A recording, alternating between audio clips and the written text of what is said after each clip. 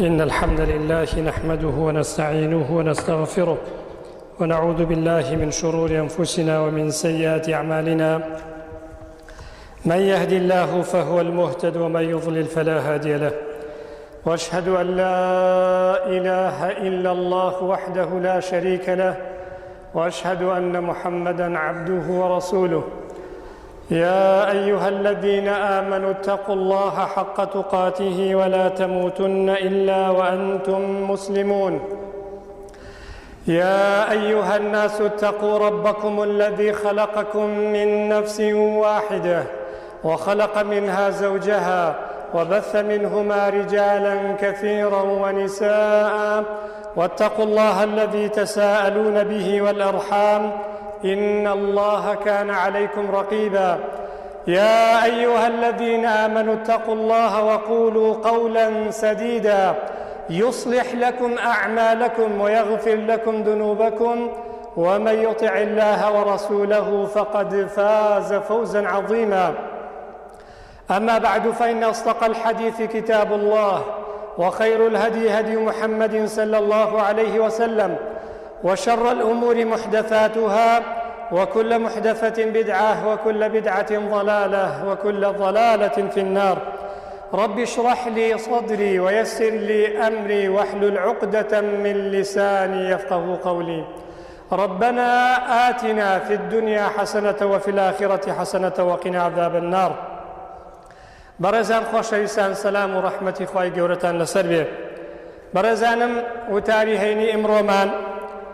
باسکردنە لە تام و چێژ و شیرنی عیبادەتەکان کە لە ژیانی دنیامانە ئێمە ئەنجامیان ئەدەین. خۆشەویستان، یەکێک لەو بەخشانەی کە خوای پەروەردگار دایەتی بە مسلمانان، یەکێک لەو نیعمەتە گەورانەی کە خوای پەروەردگار بە مسلمانانی داوە، بریتیە لە تام و چێژ و لەزەتی ئەو عیبادەتانەی کە خوای پەروەردگار داوای لێکردوین ئەنجامیان بدەین. بۆیە ئینسانی ئیماندار لە کاتی ئەنجامدانی عیبادەتەکانە ئەگەر دڵی ئاسوودە نەبوو و ئەگەر سنجی فراوان نەبوو، هەستی بە تام و چێژ و شیرنی ئەنجامدانی عیبادەتەکان نەبوو، ئەوە بە دڵنیاییەوە لە یەکێک لە نیعمەتە گەورەکانی خوای پەروەردگار مەحروم بووە و دەبێت دوای ئەسبابی نەبینینەوەی تام و چێژی عیبادەتەکانە بگەڕێ، چونکە ئەسڵ وایە عیبادەتەکان زادەی ڕوحی مرۆڤەکان بێ و یەکێک وەکو خواردنی ڕوحی ئێمەی ئیماندار دەبێ هەستی پێ بکەین، وەکو چۆن لاشەمان ڕۆژانە تێر ئەکەین و لە شتە مادیەکان بەشی ئەدەین تاوەکو ژیانی ئیدامە پێ بدات و بەردەوام بێ، ڕوحی مرۆڤەکانش دیارە خواردنی بریتیە لە تام و چێژی عیبادەتەکان. دیارە ئەمەش لە شخصێکەوە لە کەسێکەوە بۆ کەسێکی تر جیاوازە بە پێی بەهێزی و بێهێزی ئیمانی ئەو کەسە. چەندە ئیمانمان بەهێز بێت و بەقووەت بێ، ئەوە زیاتر هەست ئەکەین بە تام و چێژی عیبادەتەکان. پرسیاریان کرد لە پیاوێکی گونشینی ئەعرابی، نەخۆشیەکە زۆر کوشندەیە، پێچێ لەم نەخۆشیە دەرنەچیت و بمریت و کۆتایی بە ژیانت بێ، کە مردن دیارە یەکێکە لەو شتانەی کە لە ژیانی دنیادا مرۆڤ زۆر لێ ئەترسی. ئەوەی کە لە مردن ئەترسین، شتەکانی تر لە ژیانی دنیادا نامان ترسێنێ. لە وەڵام ئاوتی جا من بۆ شو ئەچم کە کاتێک ئەمرم؟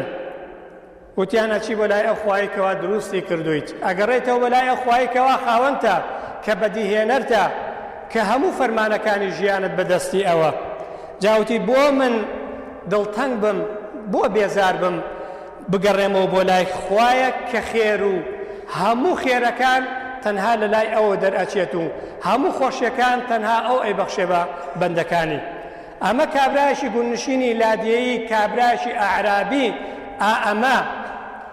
عەقیدە و بیر و باوەڕێتی، ئەمە هەستێتی لە کاتێکدا کەوا ئەترسێت لە مردن یاخۆن ئەیترسێنن لە مردن. بۆیە ئێمە ئیماندارش بەڕێزانم لەم چەرخ و زەمانەدا کە مادە زاڵ بۆ بەسەرمانە بەداخەوە، وەکو تام و چێش لەلایەنە مادیەکە ناکەین، لایەنە معنەویەکەش کە عیبادەت و زیکر و ناسینی خوای پەروەردگار و خۆشەویستی دەربڕینە بە خوای گەورە تام و چێژی لێ ناکەین. ئێمە ئێستا هەر لەسەر ڕابردووە ژین ئەوەی کە ئێستا هەمانە لە ڕابردووە دەستمان کەوتووە چونکە ئێستاکە کەم شتمان دەست ئەکەوێت ئەو تاموچێژەی کە ئێستاکە لە دینداری عیبادە دەیکەین تاموچێژی ڕابردووە چونکە ئێستا چەشنی شتە مادیەکان لایەنە عیبادەتیەکانش بەداخەوە تاموچێژی نەماوە لە کاتێکدا کە عەکسی ئەمە پێچەوانەی ئەمە خوای پەروەردگار لە قورئانی پیرۆزدا بۆ ئێمە بەیان کردووە ڕوونی کردووەتەوە کە ئێمە بەهۆی کردەوەی چاکمانەوە ژیانمان پڕ ئەبێ لە خۆشی و شادی و بەختەوەری ئەو جا لە قیامەتدا خوای گەورە پاداشتی زۆر بە پێزوو گەورەی کردەوەکانمان ئەداتەوە وەکو خوای گەورە فەرمێ لە سوورەتی نەحل ئایەتی 97 من عمل صالحا من ذكر أو أنثى وهو مؤمن فلنحيينه حياة طيبة خوای گەورە فەرمی هەر کەسێک کردەوەیکی چاک و جوان و باش ئەنجام بدا لە ناو کردەوە چاکەکانە جا ئەو کەسە نێر بێ یاخود مێ بێ ئافرەت بێ یاخود پیاو بێ ئەوە بە دڵنیاییەوە لە ژیانی دنیایدا ژیانێکی پڕ بەختەوەری و ژیانێکی پڕ سەعادەت و خۆشی بۆ ئەهێنینە پێش ولنجزينهم أجرهم بأحسن ما كانوا يعملون لقيامت درجدا شاكرين لوي ككردويتي لجياني دنيا دا لو عمل لو كردوي ككردويتي پاداشت يدينو كواب خواي پروردگار لسرتايا جياني دنيا من خوشكا بهوي كردو چاككان مانو ام دنيا من بو اكاتا بهشتي رازاوه پێشەوەی کە لە قیامەتدا خوای پەروەردگار پاداشتی بەرز و بە پێزی خۆیمان بداتەوە کە بەهەشتی نەبڕاوەیە ئیبن تەیمیەش ئەفەرمێ ڕەحمەتی خوای لێبێ إن في الدنيا جنة من لم يدخلها لم يدخل جنة الآخرة فەرمێ لە ژیانی دنیادا بەهەشتێکەیە هەر کەسێک لە ژیانی دنیادا نەچێتە ئەو باشتە ئەوە بە دڵنیاییەوە لە قیامەتشدا بەهەشتی ڕاستەقینەی دەست ناکەوێت بەهەشتی ئەم دنیایە بریتیە لەو تام و چێژ و بریتیە لەو شیرنیەی کە ئێمە بەهۆی عیبادەتەکانمانەوە دەستمانەکەوێ بەڕێزان بەهۆی نوێش ڕۆژوو خێرکردن هاتوچۆی مزگەوت برایەتی دەستگرتنی یەکتری و هەموو کردەوە چاکانەی کەوا ڕۆژانە هەندێکمان ئەنجامی ئەدەین یاخود هەمومان هەندێکیان لێ ئەنجام ئەدەین بۆیە خۆشەویستانم عیبادەتەکان دەبێت بێتە مەشینە و داینەمۆ بۆ هەڵسوکەوتی ڕۆژانەی ئێمە بۆ ئینسانی ئیماندار بەڕاستی دەبێ هەوڵ و تێکۆشان بکات بۆ ئەوەی لەزەت و تام و چێژی عیبادەتەکانی دەستکەوێت پێغەمبەری خوا صلی الله علیه وسلم لە کاتێکدا کە ناڕەحەت ئەبوو بێتاقەت ئەبوو دڵی ماندوو ئەکرا ژیانی پڕ ئەکرا لە ناخۆشی ئەو کاتانە بە بیلالی حەبەشیەوت ئەی بیلال هەستە باگێکمان بۆ بدە بەو دەنگە خۆشت تاوەکو دڵ و دەرونی خۆمان بەهۆی نێژەکانمانە ئاودەین ئەو بێتاقەتی و ئەو هەموو تەم و غەم و ناڕەحەتیەی لەسەر دڵمان نیشتووە بەهۆی عیبادەتەکانەوە لای بەرین بەڵام ئێمە ئیمڕۆکە کە کاتێک بێتاقە دەبین تووشی ناڕەحەتیەکە بین هەندێک لە موسڵمانان بەهۆی جگەرەوە فشکە و دووکەڵی جگەرەوە بێتاقەتی خۆیان لابن سەیرە کەسانی ترمان هەیە گۆشەگیر ئەبن یعنی هەر یەکەی بە جۆرێک لە دەستی ناڕەحەتیەکانی ژیان خۆمان قوتار و دەربارز ئەکەین لە کاتێکدا کە عیبادەتەکان پەرستشتەکان بەڕاستی ئەو پەڕی یعنی کاری چاکن کە ئێمە لە کاتی ناڕەحەتیەکانە پەنایان بۆ بەرین وەکو پێغەمبەری عەزیزمان قم يا بلال فأرحنا بالصلاة بلال هەستە بانگێکمان بۆ بدە یعنی دڵمان ئاودا ڕوحمان ئاودا بەهۆی نوێژەکە و بەهۆی ئەم بانگەوە و تاوەکو ئێمەش لە دوایدا نوێژکەین دیارە پێغەمبەری خوا ئەگەیشتە یعنی چڵەپۆپەی سەعادەت و بەختەوەری لە کاتێکدا کە عیبادەتەکانی یەکرد هەر ئەمەی وایە کرد لە شەوە درێژەکانە پێغەمبەری خوا بە درێژایی شەوانی درێژی زستان لە بەردەم خوای تەعالایە بوەستێت و شەونێش کات و پێیەکانی یعنی شەقار بێ خوێنی لێ بێتە دەرەوە بەڵام بێتاقەت نەبێ لە عیبادەتەکان آخر ئەم تام و چێژە نەبێ چی ئەتوانێت لە شەوەی تاریکدا لە شەوی درێژدا لە بەرامبەر خوای تەعالایە بوەستێت ئەم لەزەت و تام و چێژانەیە پێغەمبەری خوا صلی الله علیه وسلم هەستی پێ کرد لەو مناجاتەت و لەو عیبادەت و نوێژانەیە کە لە شەو دای کرد دیارە بۆ تەصدیقی ئەمانەش خوای پەروەردگار لە قورئانی پیرۆزدا لە سوورەتی بەقەرە ئایەتی 45 فەرمێ واستعینوا بالصبر والصلاة وإنها لكبيرة إلا على الخاشعين أفرمي إيمان داران ئێوە بەهۆی دووشتەوە یعنی کۆمەک وەرگرن بۆ خۆتان بەهۆی سەبر و ئارامگرتنتان لە کاتی ناڕەحەتیەکانە و بەهۆی نوێژتانەوە لە کاتێکدا کەوا بێتاقەتیتان بۆ دێ ئەم دوو کردەوەیە تەنها ئەو کەسانە ئەتوانن ئەنجامی دەن بەردەوامن لەسەریان کە خاشعن ملکەچن بۆ خوای پەروەردگار هەز بە تام و چێژی عیبادەتەکانەکەن ئارامگرتن لە کاتی موسیبەت و ناڕەحەتیەکانە و هەروەها نوێژکردنش لە کاتی بێتاقەتی و لە کاتێکدا کە ئینسان بێزار ئەبێ و بێتاقەت ئەبێت و تووشی ناڕەحەتیەکانی تری ژیان ئەبێ بۆیە ئەم دوو عیبادەتە شای ناو عیبادەتەکانن ئارامگرتن و نوێژ بۆیە خۆشەویستان ئێمە لە کاتی بێزاریە بێتاقەتیە لە کاتێکدا کە لە ژیاندا ماندوو ئەبین با بە عیبادەتەکان دڵی خۆمان ئاو بدەین شیرنی عیبادەتەکان وامان لێ بکە ئەوە هیچ کاتێک ئێمە کۆڵ نەدەین بۆیە معازی کوڕی جەبەل لە کاتی سەرەمەرجیا دەستی کرد بە گریان ئەویان زانی لە ترسی مردنە فرمێسک و ئەسرین بە چاویدا دێتە خوارەوە بەڵام لێیان پرسی ئەم گریانە بۆ تۆ پیاوێکی ئاونە مەزن و گەورە بوویتە و کردەوە چاکەکانت باشترین گەواهی دەری ئەوەیە کەوا تۆ کاری زۆر مەزنت کردووە لە دنیادا لە خزمەتی پێغەمبەری مەزنە و کاری زۆر گەورەت کردووە بۆ ئیسلام بۆ مسلمانان مێژوو شانازی ئەکا بە پیاوی وەکو تۆ و بە مەردی وەکو تۆوە ئەڵێ من لەبەر ئەوە ئەگرێم بۆ شەوە درێژەکانی زستان ئەگرێم کە لە دەستم ئەچێ عیبادەتی تیا بکەم چونکە زۆر تام و چێژم لێ وەرئەگرت و دانیشتن لەگەڵ عالم و زانەکانە کە کاتێک کۆڕ و مەجلیسی زیکریان ئەبەست من بۆ ئامانە ئەگرێم نەک لە ترسی مەرگ چونکە ئەزانم چیم کردووە بۆیە لە مردن ناترسێم مەرگ ئەو نەترسناک نییە کە ئینسان بۆ لێ بترسێت ژیانش ئەو نەخۆشی و شادی نییە کە ئینسان کەرامەتی خۆی لەسەردا بنێ ئەمە یەکێکە لە قەول و قسەکانی ئیمامی عەلی ڕەزای خوای گەورەی لێبێ مردن ئەو نەترسناکە ئینسان بەرەو ڕووی ئەڕوا نە ژیانش ئەو نەخۆشی و شادی تایە کە ئینسان لە ژیانی دنیادا خۆی بۆ گوناهبار کات و بەڕاستی هەست و یعنی کەرامەتی خۆی لەسەردا بنێت یەکێک لە پیاوچاکان لەوتەیەکی جوانی ئەفەرمێ مساكن أهل الدنيا خرجوا منها وما ذاقوا أطيب منها قيل وما أطيب فيها أم بياچاكا فرمي هجاركاني دنيا أو جورا كسانا كلا دنيا دراتن ببيع أوي كوا كردوي جوان وشايسته وشياريان تيدا كرد بيه ببيع أوي كوا تامو وشيج ولزتيان تياور قرت بيه وتيانا وشيا كإنسان لدنيا درتو تامو تيجي نكات أو كسانة هجاري دنيا نقو كساني كوالاني ماديان خرابة فرموي محبة الله تعالى ومعرفته وذكره فرموي ناسيني خوايا خوشويستي خوايا يادو ذكري خوايا اوانيك لدنيا هزم منا كان اوانا زور هجارن زور داماون اوانا زور لنقبتياجين بلان مادا برچاوي تاريخ كردون هەزبم تامو چێژ و لەزەت و حەلاوەتە ناکەن کە دڵی ئینسانی ئیماندار پێگەشتووە بۆیە یەکێ لە پیاوچاکانی تراڵێ ئەگەر دوژمنانی ئێمە بیان زانیایە بەهۆی عیبادەتەکانەوە کە ئێمە چەندێ پلە و پایەمان بەرز بۆتەوە بڵند بۆتەوە چەندێ دڵمان خۆشە و ئاسوودەیە ئەوە بە دڵنیاییە و بە شمشێرەکانی دەستیان شەڕیان ئەکرد لەگەڵمان تاوەکو ئەو خۆشی و شادی و سەعادەتەی کە لە دڵمانایە دەرێن ئەهێنا بۆ خۆیان ئەیان برد بەڵام هەیهاتە ناگەن بەوە ئەگەر خۆشیەکانی تری دنیاشمان لێوەرگرنەوە مادیە بەدەستیانەوەیە ئەتوانن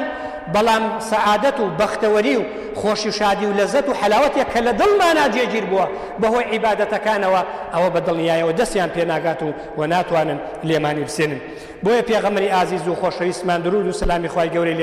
لەسەر بێ ئەفەرمێ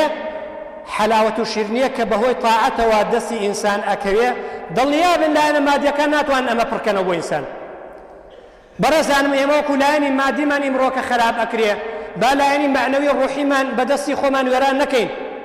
تام و چێژ لە عیبادەتەکان وەرگرین کە کاتێک تام و چێژ وەرناگری بزانە نوقستانی هەیە کە تا کاتێک لەزەت وەرناگری لە نوێژەکەت بزانە نوێژەکەت هەر بەڕێەکەی چونکە عیبادەتەکان بۆ ئەوە هاتووە کە تۆ مرۆڤ لە دوو بەش پێکاتەوە بەشی مادی بەشی لایەنی دەرونی لایەنی دەرونیەکە ڕوحیەکە نەفسیەکە تۆ دەبێت بە عیبادەتەکان پڕکەیتەوە ئەجینا لایەنی مادی ناتوانێت ئەمە بۆ تۆ پڕکاتەوە بە هیچ جۆرێک ئەگەر دەوڵەمەندترین مرۆڤی سەرزەوی بیت هەر دەوڵەمەندەکانن لە پێش فەقیرەکانە ئینتیحارەکەن و خۆیان ئەکوژن هەر دەسەڵاتدارانن لە ژیانی دنیادا بەهۆی ئەوەی کە لایەنی ڕوحیان هیچی تیان نییە خاڵیە بەتاڵە ڕۆژانە دەیان کێشەی نەفسیان بۆ دێتە پێشەوە ئاوا دەخوازن بە کەسێک کە هیچی نییە بەڵام لایەنی دەرونی زۆر بەهێز و پتەوە و ڕوحی شادە و دڵی پڕێتی لە ئارامی بڕۆ لێیان پرسن ئەڵێن خۆزگامان بەسێک کەسێکی ئاسایی لە کۆمەلگایە ژیان ئەباتە سەر چونکە لایەنە مەردیەکە بەڕاستی ژیانیانی لێتاڵ کردووە بۆیە پێغەمبەری خوا فەرمێ صلی الله عليه وسلم چیە کردەوەی چاکەیە هەر کەسێک ئەگەر ئەم کردەوانە ئەنجامدا بە دڵنیاییەوە هەست بە شیرنی ئیمانەکە یەکەمینیان ئەوەیە ئەن یەکون الله ورسوله أحب إليه مما سواهما خوای گەورە لەگەڵ پێغەمبەرەکە لە هەموو شتێک لە ژیانی دنیادا زیاتر خۆشیانە بێ هیچ شتێک نابێ هاوتای ئەمانە بێ ماڵ و سەروەت و سامانت مناڵەکەت خێزانەکەت دایک و باوکت وڵات و نیشتیمانت لەم دوانە زیاتر خۆش بێ لە خوای گەورە کە خالق و بەدیهێنەرتە لە پێغەمبەرەکە کە پێشەوا و چاوساق و مامۆستاتە ئەوە دڵنیا بە هەست بە تام و چێژی ئیمان ناکەیت زۆر بەمان لایەنە مادیەکانمان زۆر خۆشەوێ وامان لێ هاتووە کە بەکەمی خوای گەورەمان لە بیرەکەوێتەوە ئەم پێغەمبەرە مەزنەمان لە بیرەکەوێتەوە کە هەموو ژیانی بەڕاستی ماندووبوون بوو لە پێناوی بەختەوەری ئێمەدا وأن يحب المرء لا يحبه إلا لله کەسێکت کە خۆشویست لەبەر خاتری خوا خۆش بێ خوای گەورەت خۆش بێ لەگەڵ پێغەمبەرەکە لەسەر هەموو شتێکەوە بێ ئەمجا خۆشەویستی دەربڕین بۆ موسڵمانان لەبەر خاتری خوا ئەمجا پێت ناخۆش بێ بگەڕێتەوە بەسەر گوناه و تاوان و خراپەکاری ئەگەر کەسێک لە کوفرەوە هاتبوو بۆ ئیمان وەکو چۆن کەسێک پێی ناخۆشە بخرێتە ناو ئاگرێتەوە و لاشەی بسووتێنرێ چەندێک پێ ناخۆشە بکەیتە ناو ئاگرێکەوە ئەو نە پێ ناخۆش بێ کە جارێکی تر بگەڕێتەوە بەسەر گوناه و تاوان ئەگەر لە کوفرەوە بۆ سەر کوفر ياخذ فرموديش ترى فرمي من كان أن يلقى في النار أحب إليه من أن يرجع يهوديا أو نصرانيا يعني مروف چنه پێی ناخۆشە پێی خۆش بێ زیاتر بکرێتە ناو ئاگرێکەوە وەکو جارێکی تر بگەڕێتەوە سەر یعنی ببێتەوە بە جوولەکە و ببێتەوە بە گاور ئەگەر هاتوو لە ناو ئەوانەوە خوا هیدایەتی دابوو بەڕێزانم خۆشەویستانم بۆ دەستکەوتنی تام و چێژی عیبادەت پێویستە کۆمەڵی هەنگاو بنێن ئەجینا ئەمە تەنها بە خیاڵات نایەتە دی کۆمەڵی ڕێگا هەیە کۆمەڵی هەوڵ و تێکۆش کۆشان هەیە کۆشش هەیە دەبێ هەرێکێک لە ئێمە بیگرینە بەر تاوەکو خوای پەروەردگار تام و چێژی عیبادەتەکانمان پێ ئەجێژێت یەکەمینیان ئەوەیە کەوا بە بەردەوامی لەگەڵ نەفسی بەدکارتە ئینسان کار کات و مجاهدە بکات و تێبکۆشێت چونکە نەفسی ئینسان بەڕاستی یعنی زۆر خراپ لەگەڵ مرۆڤەکانە لە کێبڕکێ و لە ماندووکردنی نەفسی ئینسان لە مرۆڤایە چونکە نەفس بە ئاسانی نایەتە ژێربار و ڕکێفی تۆوە کۆڵ نادات و تەسلیمت نابێ تاوەکو بەهێزی عیبادەت و فەرزەکان ماندوو یەکەی دەستی ئەگری چونکە نەفسی ئینسان ئەگەر بیگری مشتێکە بەڵام بەری دەی دەشتێکە وەکو ماری هەژدیها و حەوسەر وایە ئاگەر لێ نەبێت لە هەموو کات و ساتێکدا پێتەوە ئەدات و تووچی سەرت بای بە بۆیە تێکۆشان لەگەڵ نەفسە بە بەردەوامی ڕێگایەکە لەو ڕێگایانەی کە ئێمە ئەگەینێ تە تام و چێژی عیبادەتەکان تاوەکو وای لێ دێ خۆش ژێربارە بێت و ئیعتیادی ئولفەت ئەگرێ بە عیبادەتەکانەوە دەبێ هەوڵ بدەیت لە سەرەتاوە زۆر قورسە وەکووتمان تەسلیمت نابێ بەڵام کە قۆڵت لێ هەڵماڵی ئەو کاتانە بە ئاسانی دێتە ژێربارەوە خوای گەورە فەرمی یا ئەیها الذین آمنوا اصبروا وصابروا ورابطوا واتقوا الله لعلكم تفلحون ئەی ئیمانداران سەبر و ئارامیتان هەبێ و سەبر گرن و ببنە پێشەنگ بۆ ئارامگران و رابطوا و هەوڵ بدەن و تێبکۆشن و وڵات و نیشتیمانی خۆتان و سنوورەکانی خۆتان بپارێزن بەهۆی شەونەخوونیتان و نەخەوتنتان تا بەیانی مرابطە بکەن یعنی بمێنەوە شەوان خەو لە چاوی خۆتان بتوەرێن تاوەکو تەماعکاران یعنی تەماع نەکەنە وڵات و نیشتیمان و خاکتان ئەو کاتانە خوای گەورە فەرمێ تەقوای خواتان هەبێت تاوەکو ڕزگارتان بێت و خوای پەروەردگار نەجاتان بدە یەکێک لە پیاو چاکانە فەرمێ ما زلت وأسوق نفسي إلى الله وهي تبكي حتى سقتها وهي تضحك ئەفەرمێ بە بەردەوامی لەغاوی نەفسی خۆم گرتووە ئەیهێنم بە گریانە و ڕای ئەکێشم بە لای خوا تاوەکو وای لەکەم لە سەرنجام وای لەکەم کە پێ بکەنێت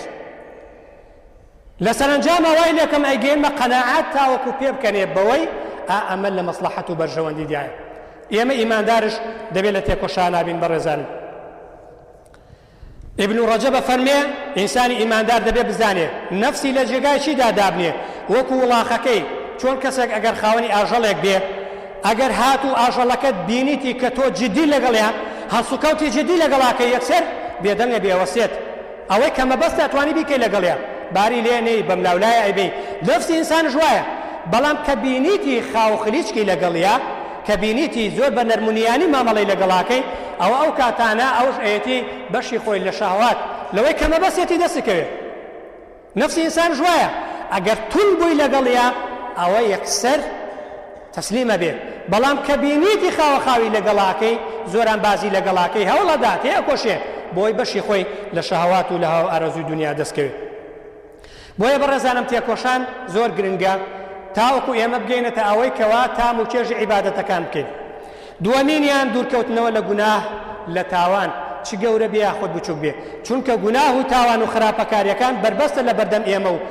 تام و چێژی عیبادەت. گوناه و تاوان کە لەو بەدووە هەز ناکەی کە یعنی تام و چێژی عیبادەت ناکەی بەڕێزان. زۆر جا خۆمان لە ناو تاوان و گوناه بینیوەتەوە سنوور ماشکانوە هێڵە سنوورەکانمان بەزانووە لە بەرامبەر ئەوەدا هەستمان نەکردووە چاکەیەکمان کردووە بەڵام هەستمان بە تام و چێژی نەکردووە هەستمان نەکردووە کە بەختەوەریەک بەهۆی ئەو عیبادەتەوە خوای بەخشێ بە دڵی ئێمە. بۆیە گوناه و تاوان سەرەتانە تاعونە ڕووبکاتە هەر کەسێ دڵی ڕق ئەکات و تووشی دەیەها نەخۆشی ئەکات. بۆ یەکێک لە پیاوچاکانە فەرمێ بەندەکانی خوا بە هیچ شتێک بە ئەندازەی ئەمە خوا عقوبەی نادا کەوا دڵی ڕقا. دڵڕەقی بۆ ئینسان سەرچاوەی هەموو نەهامەتیەکە چونکە کە ئینسان دڵی ڕق بوو ئەو کاتانە عیبادەتەکان نەکاریگەریان ئەبێ لەسەری نەڕاستە شەقامی دینداری مسلمانە تێژەگری. بۆیە هەر کاتێک هەست بە قەسوەتی قەلب کرد دڵڕەقی کرد ئەو کاتانە بزانە خوا عیقاب و تۆڵەیەکی زۆر گەورەی لێسەندووی گوناهێکی زۆر گەورەت کردووە دەبێت زوو بە خۆتا بیستەوت و ئاگار لە خۆت بێت. ڕەحمەتی خوا لە سوفیانی سەوری کە فەرمێ حرمت قيام الليل بسبب ذنب أذنبته. أفرمي الشويك تابعني خوا نهي الشونيشكم محروم بوم لو الشونيشكدن كشونيشكدن براستي يشكل لكار قوركاني بياو شاكانو بياو صالحاني رابردو يستاش. أفرمي بهوي قناهي كوا شويك تابعني شونيشمنا دستشو قناهيك خرابيك كردم بويا قناه تاوانا كان براسي سرخورن ئەگەر ڕێگایان پێ بدەین زیادکەن ئەوە بەڕاستی ئێمە هەست بە تام و چێژی عیبادەتەکان ناکەین. ڕەحمەتی خوا لە شێخی ئیسلام ابن تەیمیە فەرمێ إذا لم تجد للعمل حلاوة في قلبك وانشراحا في صدرك فاتهمه. أفرمي هر كاتيك بهوي کردەوەی چاکتەوە شیرینیت لە دڵەکەتدا نەبینیەوە وەسینگ فراوانی خۆت نەبینیەوە ئەوە خێرات تۆمەت بدەرە پاڵی نەفسی خۆت تووشی هەڵەیەک تاوانێک بوویتە. فإن الرب تعالى شكور خواي پروردگار دیارە شکرانە بژێرە یعنی هەر کەسێک کە چاکەیەکە خوای گەورە بۆی قەرەبووە کاتەوە لە بەرامبەردا خوای پەروەردگار خۆشی و شادیەک ئەدا بەدڵی. یعنی خوای پەروەردگار لە ژیانی دنیادا چاکەیە بکە شیرنیەک ئەداتە وجدانت دڵت ئاسوودە ئەکا تووشی بەختەوەری دەکا. ئەگەر وانە بووی ئەوە بزانە ئەو کردەوە چاکانێک کە کردوتە خەلەلی تایە لە شوێنی خۆیدا نەبووە ئەو کاتانە بەدوایە بگەڕێ کە بزانە خراپەیەکی گەورەت کردووە. یەکێکی تر لە پیاوچاکان پرسیاری لێکرا چ کاتێک ئینسان تام و چێژی عیبادەتەکان لەدەستەدا لە کاتێکدا کە تاوانەکە یان ئەو کاتانێک کە لە تاوان ئەبێتەوە. کاتێک کە تاوانەکە خوای گەورە تام و چێژی عیبادەتەکانی لێوەرەگرێ بەرزی ئەکاتەوە یان لەو کاتانێک کە لە تاوان ئەبێتەوە لە وەڵاما فەرمووی يفقد لذة العبادة إذا هم بمعصيته. هر كاتيك كوا يعني دڵت چوو بەلای ئەنجامدانی گوناهێکەوە ئەو کاتانە خوای پەروەردگار تام و چێژی عیبادەتەکان لە دڵ ئابات و لێ دووەرئەگرێتەوە نەک هەر ئەنجامدانی تاوانەکان. يعني هەر کاتێک هەمت کرد ویستت بیکەی بڕیارێکەدا ئەو کاتانە بزانە کە خوای پەروەردگار تام و چێژی عیبادەتەکان لێوەرەگرێتەوە. بەڕێزانم خۆشەویستان وەکو ئاماژەمان پێدا وەکو ئیمڕۆکە ئاگرمان بەسەرا ئەبارێنرێ ژیانمان لێتاڵ کراوە بەهۆی وڵاتانی تری ئەقلیمی و ناوچەیی وەکو لە ناوخۆشدا کار ئەکرێ بۆ ئەوەی کە بێتاقەت کرێن ئەوە ئێمە بەهۆی عیبادەت بەهۆی پەرستەکان بەهۆی حەلاوەت و تام و چێژی عیبادەتەکان دەبێت جارێکی تر بێنەوە سەر گۆڕەپانی ژیان بڵێن ژیان مادا تۆ ناتوانیت چونکە ئێمە دەستمان گرتووە بەلایەنێکەوە دەستمان گرتووە بە حەبلێکەوە کە بەڕاستی تۆ ناتوانی ژیانمان لێتاڵکەی ئەوها نەبین بە دڵنیایە و بەڕێزان وەکو تام و چێش بە زمانمان بە دەممان لە خواردنەکان ناکەین کە هەمووی عیلەتاویە هەمووی زەهراویە هەمووی بە زەهر گەورە ئەکرێ ئەو کاتانەش خۆمان بەڕاستی بە دڵمان بە ویژدانمان بە هەستمان تام و چێژی عیبادەتەکان ناکەین داواکەین لە خوای گەورە خوای بەخواتی ناو جوانەکان ڕەحمان لێ بکەین بەزەید بە حەڵمانە بێتەوە خوای گەورە دڵ و دەروونمان وا لێکەی کە تام و چێژی عیبادەتەکان کەین ڕۆژانە کە لە خزمەتی تۆدا ئەنجامی ئەدەین یا رب العالمین آمين آمين أقول قولي هذا واستغفر الله لي ولكم واستغفروه إنه هو الغفور الرحيم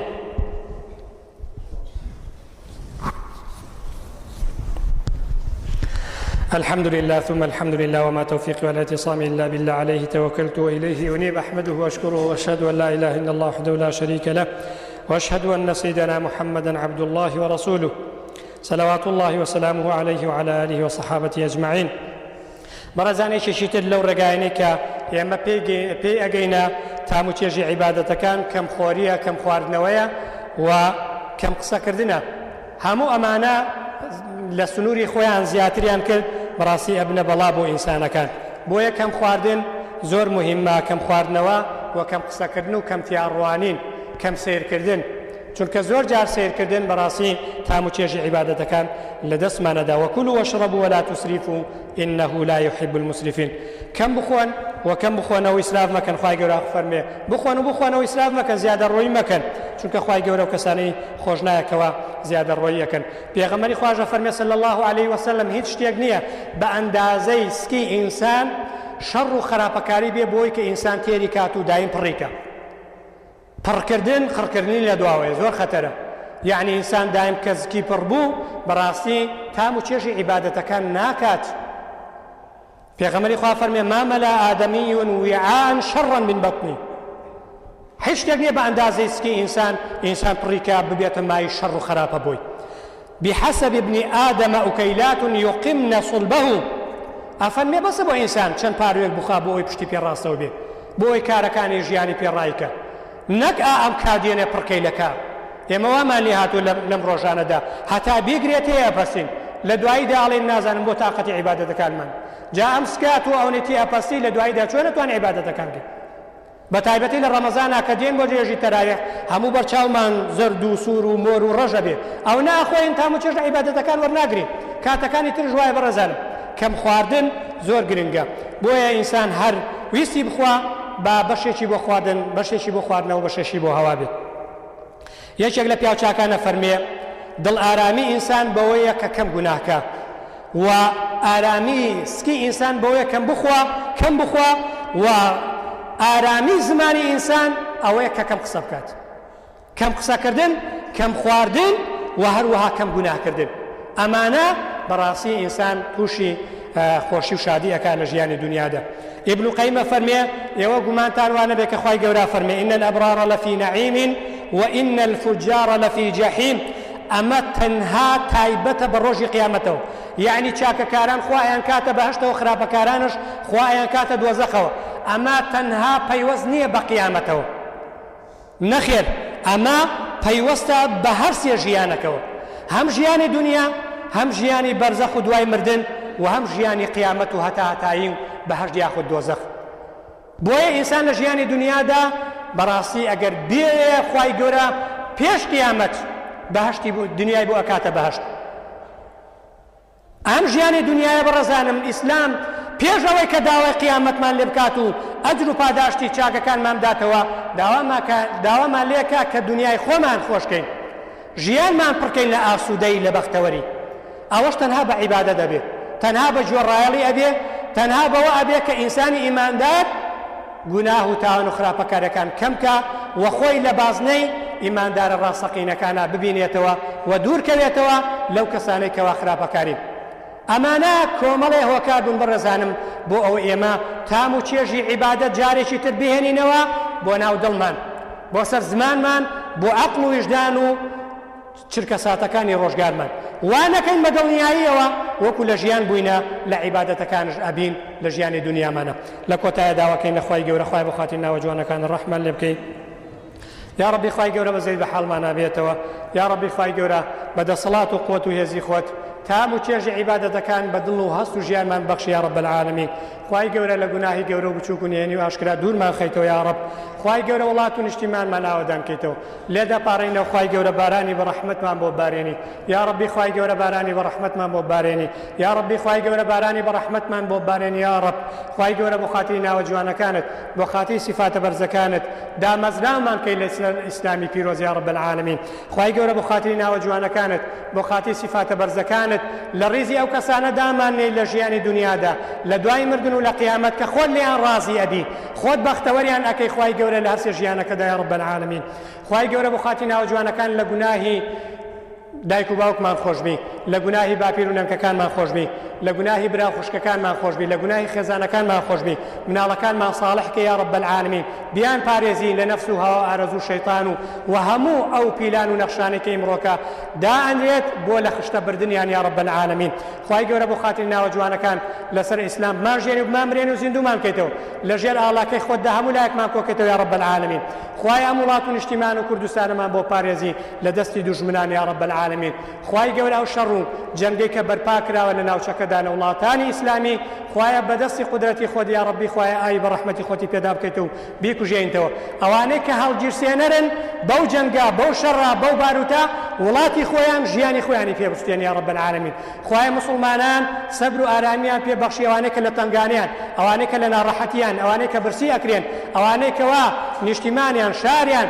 ماڵەکانیان وێران کراوە یا رب العالمین خوای گەورە بۆ خاتری ناوە جوانەکان بەقەد جوانی ئیسلام جوانمان کەی بەقەد باڵای ئیسلام باڵامان بەرزکەی یا رب العالمین بەقەد گەورەی ئیسلام گەورەمان کەی یا رب آمين آمين أقول قولي هذا وأستغفر الله لي ولكم سبحان ربك رب العزة عما يصفون وسلام على المرسلين والحمد لله رب العالمين